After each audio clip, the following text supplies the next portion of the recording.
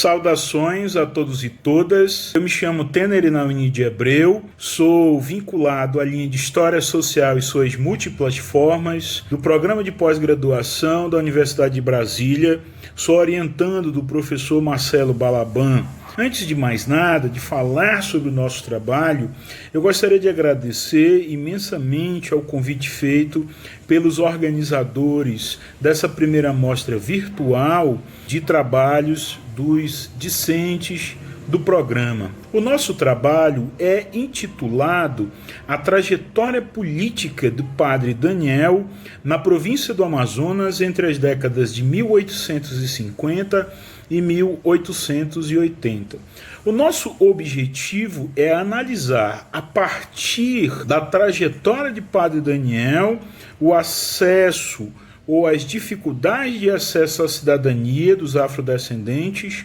bem como as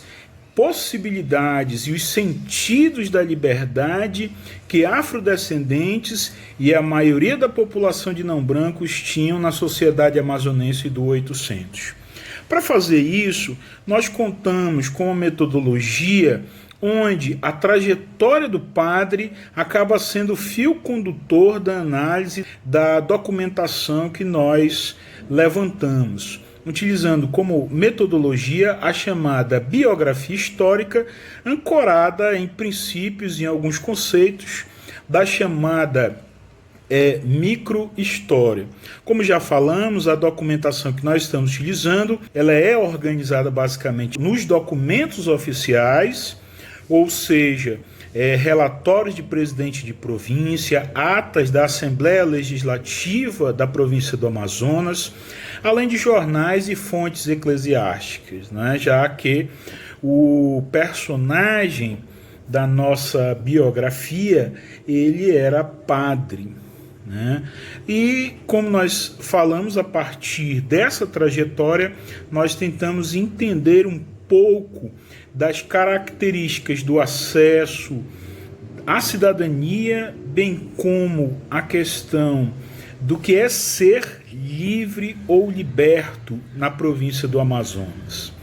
principalmente a partir da instalação da província do Amazonas, que ocorre a partir de 1852. A trajetória do padre, ela aparece nos jornais de uma maneira mais evidente, mais enfática, a partir da eleição que ocorre para a Assembleia Legislativa Provincial no ano de 1863. Nesse ano, os jornais noticiaram que a eleição no Colégio Eleitoral da capital, no caso Manaus, em 1863, havia sido anulada, porque a mesa de qualificação do Colégio Eleitoral de Manaus estava sendo presidida por um liberto. E isso causava uma série de textos, uma série de comentários em um dos periódicos de circulação da então capital da província do Amazonas. Estavam se referindo a Daniel Pedro Marques de Oliveira, vigário colado da Vila de Silves, a vila que hoje, cidade, fica mais ou menos uns 400 quilômetros de Manaus. Padre Daniel passa a ser acusado, ora de ser liberto, ora de ser ex-escravo, o que, segundo a legislação eleitoral daquele momento, do século XIX, proibia que ele fosse eleitor ou mesmo candidato. A grande questão é que, ao observar a trajetória desse indivíduo, começamos a observar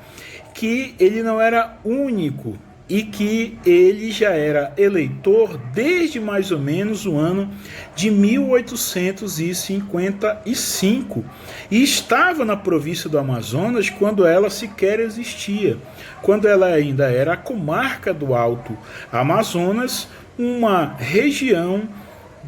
da então província do Grão-Pará. Provavelmente, Padre Daniel tenha chegado ao Amazonas em 1848 para assumir a cadeira de professor de gramática latina no Seminário Episcopal Auxiliar que fora criado na então Vila da Barra do Rio Negro, nome da cidade de Manaus, naquele momento. Padre Daniel, nesse momento, era subdiácono e mais ou menos no ano de 1854 ele assume a posição de pároco na Vila de Silves como vigário colado. Essa discussão em torno da eleição acaba trazendo à tona toda uma cultura política da sociedade amazonense onde determinados espaços não pertenciam a pessoas não brancas. Os afrodescendentes, as populações indígenas eram vistas pela elite que governava a então província do Amazonas como o lugar social deles era o do trabalho, da extração do trabalho compulsório, na medida em que, quando a gente fala dessa presença de afrodescendentes na história do Amazonas, geralmente textos mais tradicionais, os memorialistas dos anos 40 e 50 do século XX, ressaltam dois elementos que aparecem de maneira corriqueira na questão da documentação. O primeiro é o fato de nós estarmos falando de uma grande extensão territorial que constituía a província do Amazonas. O segundo, de uma população diminuta. Então, quando nós pegamos textos tradicionais a respeito dessa presença desses escravos, ou das populações escravizadas, melhor dizendo, na região que é hoje o estado do Amazonas, ressalta-se que a base da economia não era a extração de riquezas da monocultura, dos grandes plantéis, como as plantations do sudeste do nosso país. E isso traria como consequência a incipiência desse trabalho, bem como uma possível não relevância sociocultural desses indivíduos que constituem essa sociedade. Hoje, em números mais atualizados, aproximadamente 1/3 da população do estado do Amazonas se declara afrodescendentes. Se eles não eram a base econômica dessa sociedade amazonense do 800, tampouco a trajetória desses indivíduos ela pode ser descarnada da história, porque ela aparece nos documentos oficiais, na imprensa, no que se chama, na imprensa desse momento, de opinião pública. E é a partir da trajetória do padre que nós podemos, a partir de uma aproximação com o que nós chamamos de mundos do trabalho, analisar trajetórias similares a dele ou tentar reconstituir essa história desse indivíduo que nasceu mais ou menos em 1828 no que é hoje a cidade de Belém, né? E segundo as informações que ele mesmo traz, se defendendo dessas acusações durante a anulação da eleição de 63, ele era um liberto de Pia, pois segundo a sua própria fala expressa nos jornais para se defender das acusações que era liberto ou ex-escravo, ele foi liberto pelo seu pai, José da Costa Albernaz, junto com sua mãe, na pia de batismo. Sua mãe, escrava, mulata, escrava de seu pai, liberta em 1831. Esse período da vida do padre Daniel no Pará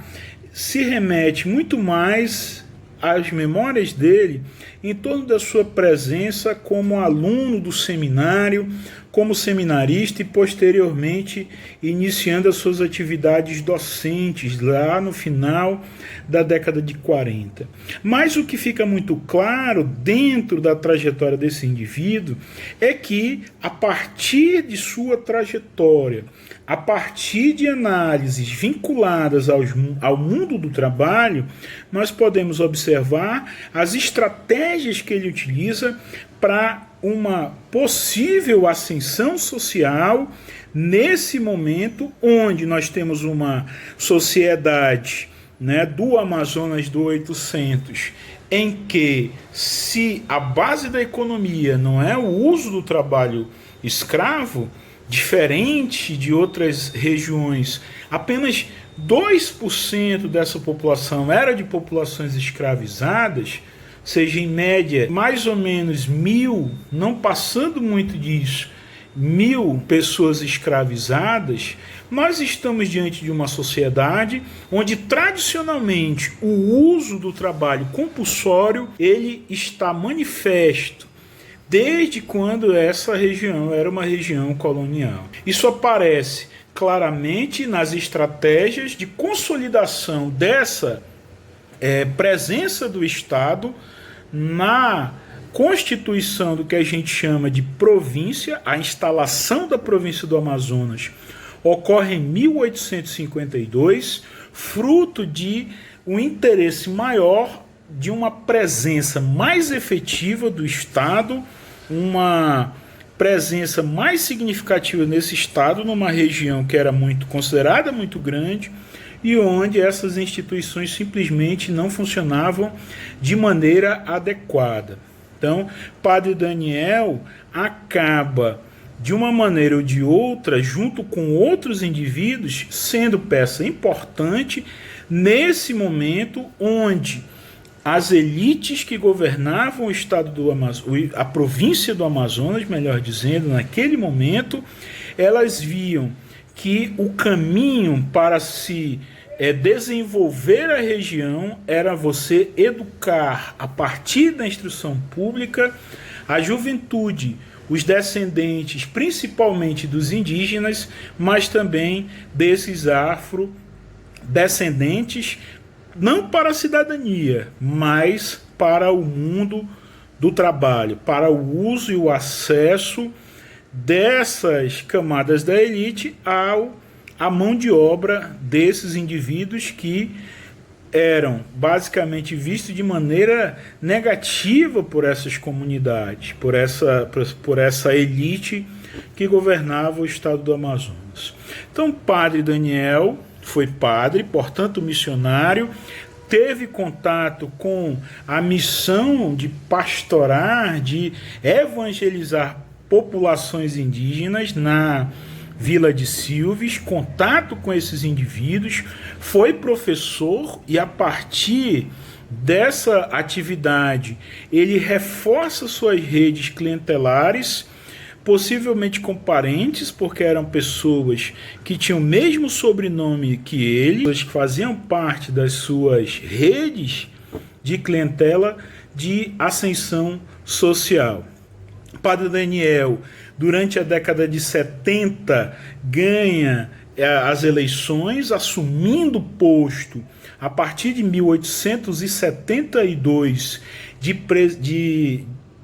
deputado provincial. Em 76, 77, assume o posto de vice-presidente da Assembleia Provincial do Amazonas. Estamos, portanto, diante de uma ascensão social de uma pessoa não branca, onde os espaços da escola eram vedados às populações escravizadas, e o acesso à cidadania em relação a esses indivíduos eram limitadíssimos, o que nos faz compreender que a questão jurídica não responde inteiramente à perspectiva da análise da trajetória desses indivíduos, né? E uma história mais encarnada por parte dessa história local, ela acaba sendo importante, onde você observa a trajetória desses indivíduos como elementos possíveis de se entender a dinâmica interna dessas sociedades. Agradeço a atenção de todos e até a próxima.